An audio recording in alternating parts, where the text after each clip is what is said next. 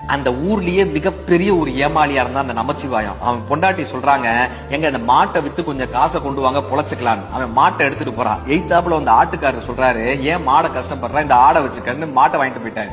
ஆடை எடுத்துட்டு போனான். எய்தாப்புல அந்த கோழி கடைக்காரர் ஒரு கையில ஒரு கோழியை கொடுத்துட்டு ஆடை வாங்கிட்டு போயிட்டாரு. இப்ப இந்த கோழி அங்கேயும் இங்கேயும் பறந்துச்சு.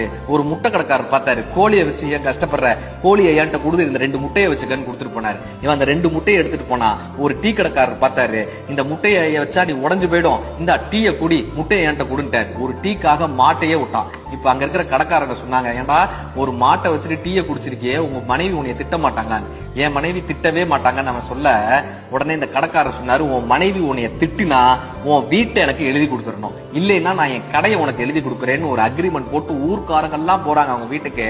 அவங்க மனைவி அவனை திட்டவே இல்லை. சார், டீ குடிச்சீங்களா, சந்தோஷமா இருந்தீங்களா, மகிழ்ச்சின்னு போயிட்டாங்க. இப்ப இந்த கடை நமச்சிவாயத்தின் பேரில் எழுதி வைக்கப்பட்டுச்சு. ஒரு வாரம் ஆச்சு. அந்த பழைய கடைக்காரர் நமச்சிவாயத்தை கேட்டார், உன் மனைவி ஏன்டா உன்னை திட்டலன்னு. நமச்சிவாயத்தினுடைய பதில் என்ன தெரியுமா, கல்யாணமான புதுசுல நாங்க ஒரு அக்ரிமெண்ட் பண்ணோம், எந்த பிரச்சனை எந்த சண்டையா இருந்தாலும் 4 செவுத்துக்குள்ளதான் பேசணும், மற்றவர்கள் மத்தியில் பேசக்கூடாதுன்னு நாங்க ஒரு முடிவெடுத்தோம். அதன் பேரில் தான் என் மனைவி என்னை திட்டாமல் இருந்தாங்க. அதனாலதான் எங்க வாழ்க்கை இன்று வரை நல்லா இருக்கிறது நான் கற்றுக் கொடுத்தாரு. எவ்வளவு பிரச்சனையா இருந்தாலும் கணவனும் மனைவியும் 4 செவற்றுக்குள் வைத்துக் கொண்டால்